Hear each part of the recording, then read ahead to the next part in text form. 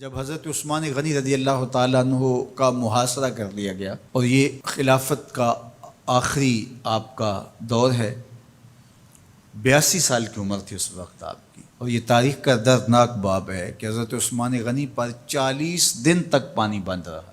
وہ ایک منصوبہ تھا، 3 لوگ 3 مختلف شہروں سے چلے، مصر سے، کوفے سے اور بصرے سے، 1,000 آدمی لے کر کے، اور مدینہ المنورہ میں پہنچ کر کے حضرت علی المرتضیٰ سے ملے، ام المومنین سیدہ عائشہ سے ملے، کبار اصحاب سے ملے۔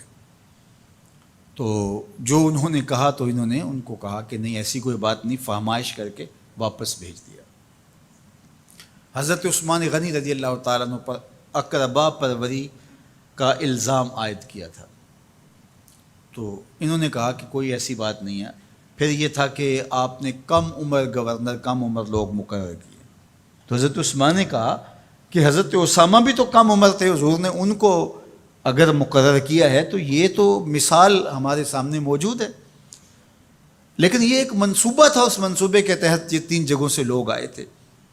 وہ 3 دن کی مسافت کے بعد پھر تینوں واپس آ گئے، تو یہ ایک سوالیہ نشان ہے کہ تینوں کیوں واپس آ گئے، کوئی ایک تو نہ آتا نا۔ تو یہ سب طے شدہ منصوبہ تھا، اور پھر انہوں نے مدینہ المنورہ کو گھیر لیا، اور جس طرح سے بلوائیوں نے حالات پیدا کر دیے۔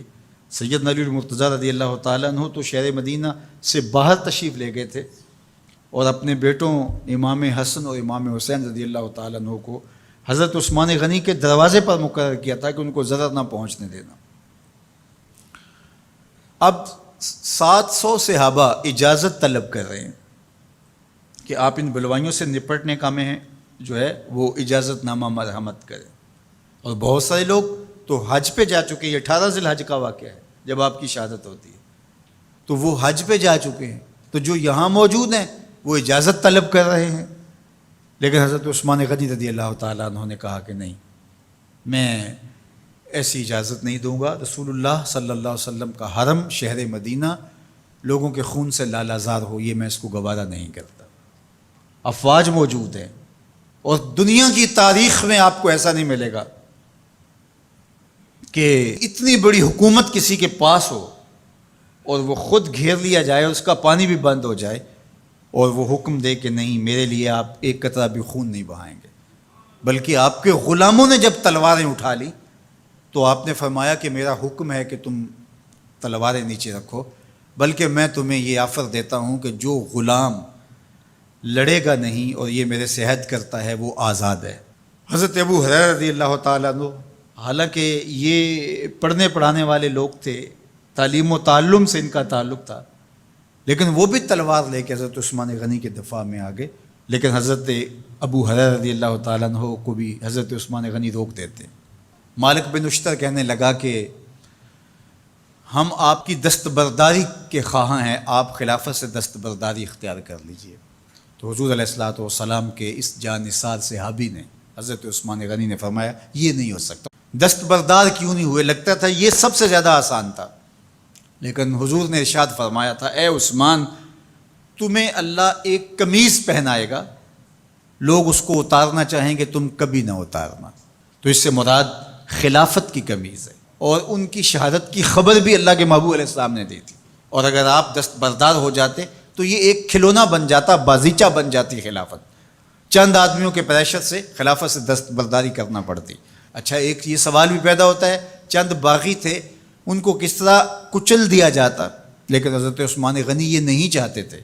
ایک تو یہ کہ مدینے کی حرمت پامال نہ ہو، اور دوسرا پورے عالم اسلام کو آگ لگانے کا جو منصوبہ تھا، 3 مختلف شہروں سے 1,000 آدمی لایا گیا ایک منصوبے کے تحت، اور انہیں لاشیں چاہیے تھیں، اور جو ان کے پیچھے کام کر رہے تھے نادیدہ ہاتھ، ان کا منصوبہ یہ تھا کہ یہاں سے مختلف سمتوں میں، یہ تینوں شہر مختلف سمتوں میں تھے، تینوں سمتوں میں جب لاشیں جائیں گی تو پورے عالم اسلام کو ہم جو ہے وہ خانہ جنگی کی آگ میں دھکیل سکیں گے۔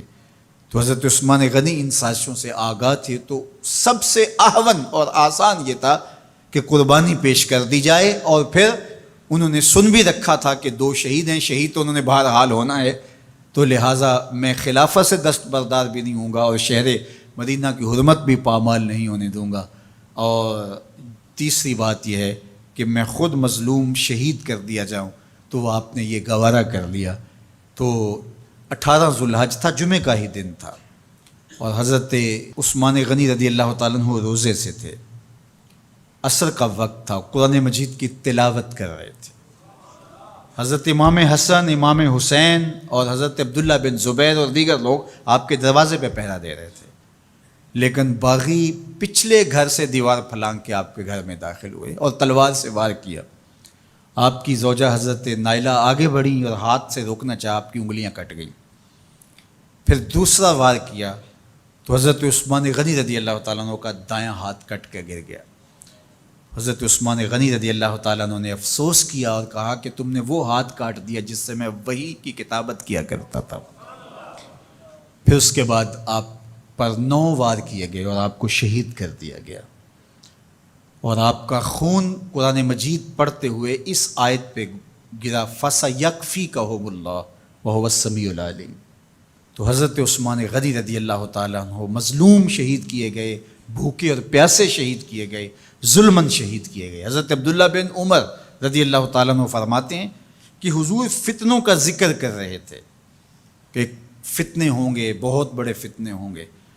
تو ایک شخص نے چادر اوڑھی ہوئی تھی اور وہ مجلس واعظ کے قریب سے گزرا جہاں حضور کچھ ارشاد فرما رہے تھے، تو آقا کریم نے اشارہ کر کے کہا اس دن یہ شخص حق پہ ہوگا۔ عبداللہ بن عمر کہتے ہیں کہ میں اٹھا اور جا کے دیکھا تو وہ حضرت عثمان تھے۔ تو میں نے حضرت عثمان کے چہرے کو پکڑ کے تھوڑا سا حضور کی جانب کیا اور میں نے کہا حاضہ حضور، یہ اللہ کے محبوب فرمایا ہاں یہی، جب فتنے ہوں گے تو فرمایا یہ حق پہ ہوگا۔ تو حضرت عثمان غنی رضی اللہ تعالیٰ عنہ حق کی راہوں کے مسافر، جنہیں حضور کی زبان سے شہید کہا گیا، اور شہید کسی کا انجام ہوتا ہے، تو حضور نے فرمایا یہ شہید ہوگا۔ شہید وہی ہوتا ہے جو بحالت ایمان اس دنیا سے راہ خدا میں اپنی جان قربان کرے۔ فرمایا فَإِنَّمَا عَلَيْكَ نَبِيٌّ وَصِدِّيقٌ وَشَهِيدَانٌ، اے پہاڑ رک جا، تو جانتا نہیں تیرے اوپر اللہ کا ایک نبی ہے، ایک صدیق ہے اور 2 شہید ہیں۔ تو حضرت عثمان غنی رضی اللہ تعالیٰ عنہ عظمتوں کے مینار، اللہ اکبر۔ تو یہ حضرت عثمان غنی رضی اللہ تعالیٰ عنہ کا یہ کارنامہ تھا کہ آپ نے اپنی جان پیش کر کے امت کو جو ہے وہ فتنوں سے محفوظ کر لیا اور امت کو بچا لیا۔ حضرت عثمان غنی رضی اللہ تعالیٰ عنہ پہ کروڑوں رحمتیں، کروڑوں سلام۔ ہم آپ کی عظمت کو سلام پیش کرتے ہیں، عقیدتوں کا خراج پیش کرتے ہیں۔ حضور کی خدمت میں ایک جنازہ لایا گیا اور حضور سے عرض کی گئی حضور اس شخص کا جنازہ پڑھا دیجئے، تو حضور نے انکار کر دیا، کہا میں جنازہ نہیں پڑھاؤں گا۔ تو صحابہ نے عرض کیا یا رسول اللہ، کبھی ماضی میں ایسا نہیں ہوا، جب بھی کوئی جنازہ لایا جاتا ہے تو آپ جنازہ پڑھا دیتے ہیں اور آپ نے آج انکار کر دیا ہے؟ تو فرمایا یہ شخص میرے عثمان سے بغض رکھتا تھا اور اس کو اللہ نے بھی اپنی رحمتوں سے محروم کر دیا ہے۔ حضور نے اس شخص کا جنازہ نہیں پڑھایا جو مبغض عثمان غنی رضی اللہ تعالی عنہ۔ تو اب آپ اندازہ کیجئے وہ کتنا بدبخت شخص ہے جو حضرت عثمان سے بغض اور دشمنی رکھتا ہے۔ حضرت عثمان غنی رضی اللہ تعالی عنہ سے اللہ کے محبوب علیہ السلام نے کتنی خوبصورت ارشاد فرمائی، میں اس سے حیا کیوں نہ کروں جس سے اللہ کے فرشتے بھی حیا کرتے ہیں۔ یعنی عثمان غنی وہ ہیں جس سے اللہ کے فرشتے بھی حیا کرتے ہیں، اور جو عثمان غنی کا حیا نہیں کرتا اس سے بڑا بے حیا کون ہو سکتا ہے۔ حاکم نے مستدرک کے اندر روایت ذکر کی ہے کہ بہت سارے صحابہ حضور کی بہت ساری خوبیوں کے مظہر تھے، اور سب سے زیادہ حضور کے خلق کے مشابہ حضرت عثمان غنی رضی اللہ تعالیٰ، اور خلق میں سب سے اونچا درجہ حیا کا ہوتا ہے۔ تو حضرت عثمان غنی رضی اللہ تعالیٰ عنہ حیا کے اس مقام پہ فائز المرام تھے جو انہی کا مقصوم تھا۔ اللہ ہمیں حضور کے اہل بیت، حضور کے اصحاب، بلکہ حضور کے در کی مٹی کی تعظیم بھی نصیب کرے۔ اقبال نے کہا تھا خاک طیبہ از دو عالم خوش ترست، آن خنک شہرے کے آنجا دل برست۔